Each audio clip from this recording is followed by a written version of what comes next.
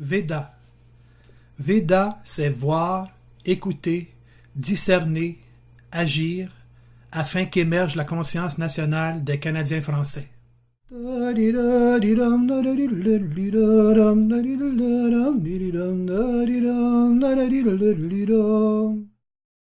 Généalogie des Canadiens français, du Canada de la Nouvelle-France, des origines jusqu'en 1608. Tout comme un individu est le descendant d'une lignée familiale qui remonte dans le passé et dont nous pouvons retracer les ancêtres, ainsi en est-il aussi des nations ethniques. En préambule à ce survol du parcours historique et multimillénaire de nos lointains ancêtres, il convient d'apporter les précisions suivantes. La racialité, l'ethnicité et la nationalité sont des notions spirituelles et correspondent à des réalités objectives. Elles sont issues de la volonté créatrice et prennent une forme visible dans ce que nous appelons communément la nature. Nous devons reconnaître et respecter cet ordre naturel afin de s'adapter à notre court passage sur Terre. Ces trois notions conditionnent l'environnement qui servira de fondement social à notre maturation spirituelle sur Terre et dans laquelle notre activité personnelle peut pleinement se déployer. Puisque nous avons, pour notre plus grand malheur, élevé l'intellect au rang de maître, celui-ci, conformément à sa nature, a rabaissé et par conséquent déformé ces notions pour en faire des concepts qui ont pris le nom de racisme, d'ethnicisme et de nationalisme. De nos jours, en Occident, après avoir traîné dans la boue ces nobles notions, on les a démonisées et on a réussi à les identifier comme des maux à éradiquer. Comment ne pas voir dans cette attitude un autre exemple de notre rébellion envers le Créateur, puisqu'inféodés à l'intellect et par conséquent à l'espace-temps de la matière dense, nous croyons mieux savoir et méprisons les lois naturelles. Aussi, j'invite l'auditeur à ne pas en rester au premier réflexe de l'intellect qui veut garder la suprématie sur nos vies ici-bas.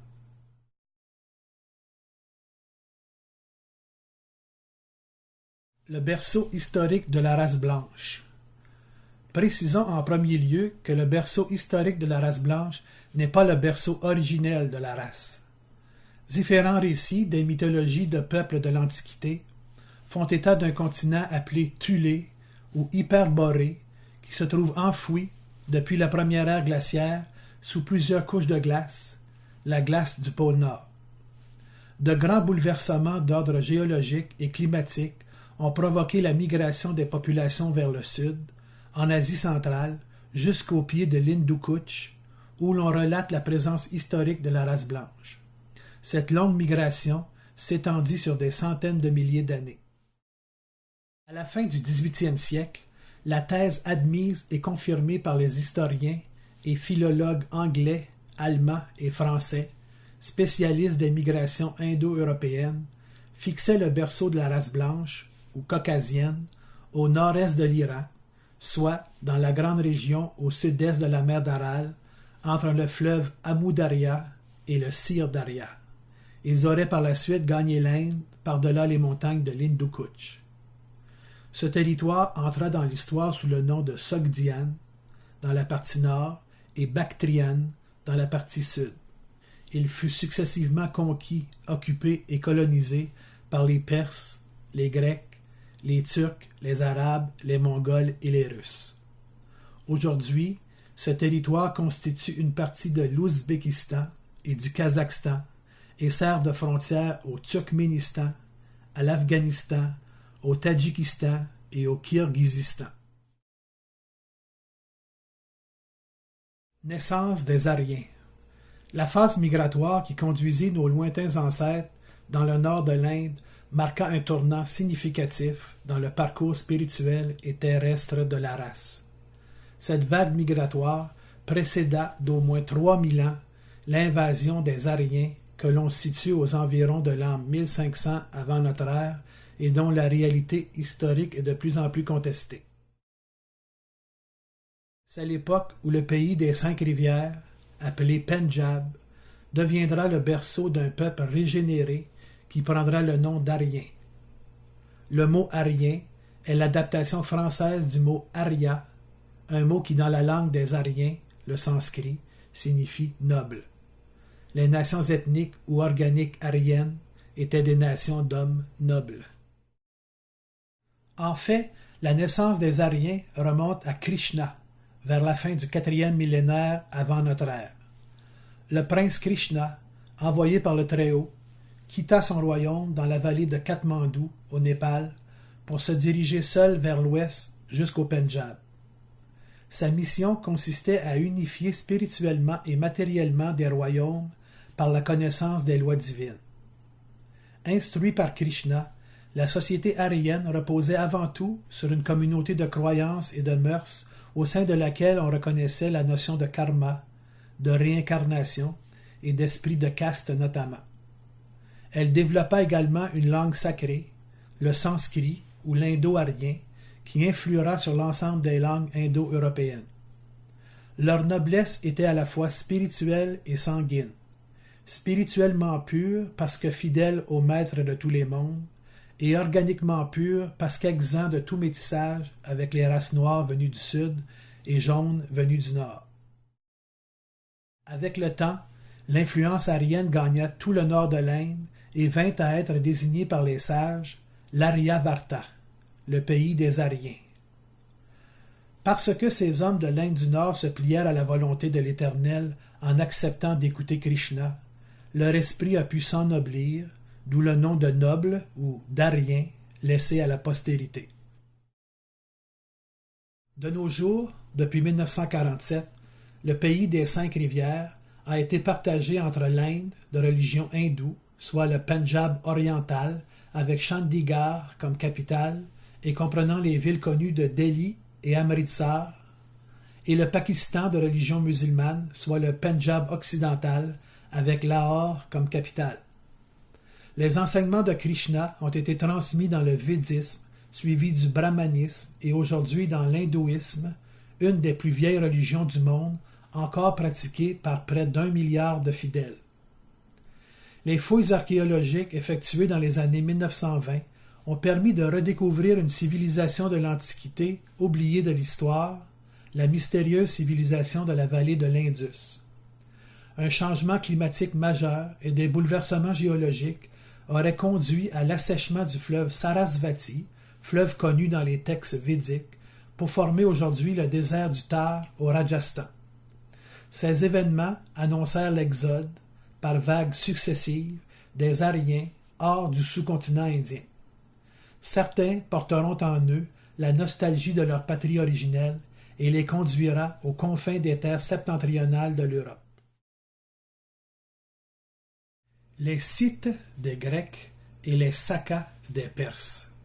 Au cours du 2e millénaire avant notre ère et de siècle en siècle, différentes branches de cette grande famille de nobles guerriers de race blanche émigrèrent vers l'ouest, en Iran par exemple, et pour la direction qui nous intéresse, vers le nord-ouest en direction de la mer Caspienne.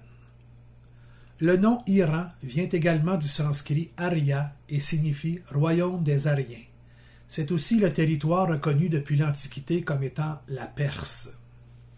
Partageant un passé commun indo-aryen avec les Aryens qui formèrent notre lignée généalogique et qui occupaient des territoires à l'est de la mer Caspienne, ces Aryens de Perse nommèrent ceux-ci les Sakas, les honorables du sanskrit sak qui veut dire honoré. Ils porteront le nom de Sas en français. Les Grecs donnèrent le nom de Scythes au peuple nomade de race blanche qui habitait originalement de l'autre côté du fleuve Ra, c'est-à-dire la Volga. Ils utilisèrent ce terme également pour nommer l'ensemble des populations scythiques d'Asie.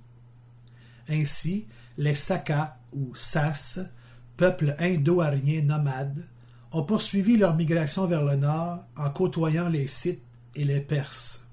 Cette phase migratoire les conduira au nord de la mer Caspienne et à l'ouest de la Volga.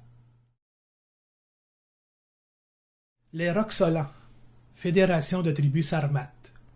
Au fil des siècles, les Sakas et d'autres tribus aryennes se rendirent au nord de la mer Caspienne et seront connus de l'histoire comme les Sauromates et ensuite Sarmates. À la fin du IXe siècle avant notre ère, des tribus sarmates se séparèrent de leur grande famille aryenne. Elles se rendirent en Russie centrale, dans les contrées arrosées par la Volga, le Don et le Dnieper. Elles se regroupèrent dans une sorte de fédération et se donnèrent le nom de Roxolans ou Rox Alanis, dérivé de Aranis ou Aryan. Dans leur langue, leur nom signifiait Arien, brillant, éclatant, glorieux. Les Alains, tribu bien connue de l'histoire européenne, étaient des Sarmates. Les Alains ou Alanis, plus primitivement Aranis ou Aryan, étaient établis dans le sud de la Sarmatie, dans le Caucase. En lutte avec les Parthes dès 78 avant notre ère, en guerre avec les Romains au IIe siècle, chassés de leur pays par les Huns à la fin du IVe siècle, ils envahirent la Gaule en 406. Ils furent anéantis en Espagne par les Visigoths. Les Alains, qui sont restés dans le Caucase, furent dispersés par les Khazars au 7e siècle et se réfugièrent autour du principal passage dans le Nord Caucase, la passe de Darial ou la porte des Alains. Ce territoire, de part et d'autre de la ligne de crête, se nomme aujourd'hui Ossétie du Nord et Ossétie du Sud. Les Ossètes sont considérés comme les descendants des Alains. Le territoire originel des Roxolans est occupé aujourd'hui par la Biélorussie, l'Ukraine et la Russie.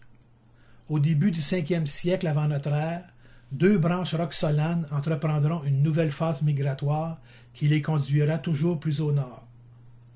Confrontés à l'Empire romain à l'ouest à partir du 1er siècle et à l'invasion des Huns à l'est au 4e siècle, les peuples formant la Fédération des Roxolans se dispersèrent et disparurent de l'histoire en tant que Roxolans.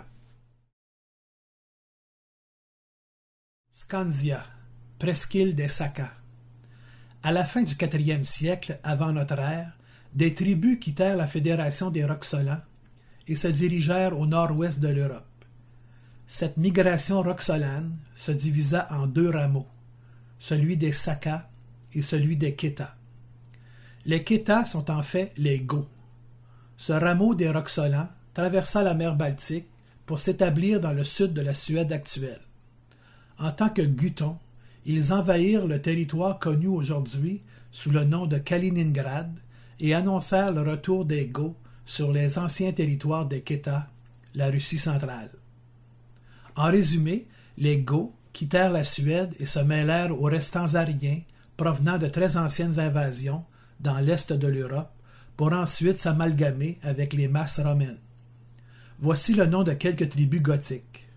Les Goths du Nord, qui restèrent en Suède, les Ostrogoths ou Goths de l'Est, qui s'installèrent de part et d'autre du Dnieper en Ukraine et se soumirent aux Huns jusqu'à la mort d'Attila, les Visigoths ou Goths de l'Ouest, qui, poussés par les Huns, se réfugièrent au-delà du Danube, dans l'Empire romain. Ils s'avancèrent ensuite jusque dans le midi de la Gaule et en Espagne. Revenons aux Sakas, les Sas, qui constituent notre filiation généalogique. Ils continuèrent à marcher jusqu'au rivage de l'océan Arctique. Ils avaient atteint le point culminant de cette longue pérégrination amorcée il y a 2000 ans dans le nord de l'Inde et animée par la nostalgie de la patrie originelle, la terre de Thulé ou l'Hyperborée. Ils redescendirent vers le sud en longeant la côte de la Norvège jusqu'à la mer du Nord. Ils appelèrent leur nouveau pays Scandia, en français Scandinavie, qui veut dire la presqu'île des Sakas.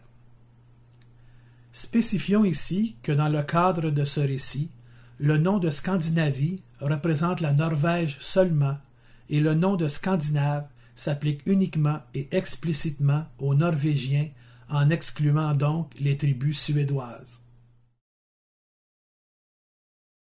Avant d'aborder les vagues migratoires qui ont donné naissance à nos ancêtres européens, il convient d'apporter la précision suivante. Les Aryens, nouveaux venus en Europe, n'ont pas anéanti les vieilles populations. Ils se sont mélangés avec elles, modifiant ainsi plus ou moins leur caractère physique. Ils ont, pour ainsi dire, aryanisé, par couches successives, les populations comprenant les Celtes à l'ouest et les Slaves à l'est. Ainsi s'explique la diversité des nations ethniques européennes et pourquoi le nom d'Arien est appliqué généralement à la presque totalité des populations blanches de l'Europe et de l'Asie.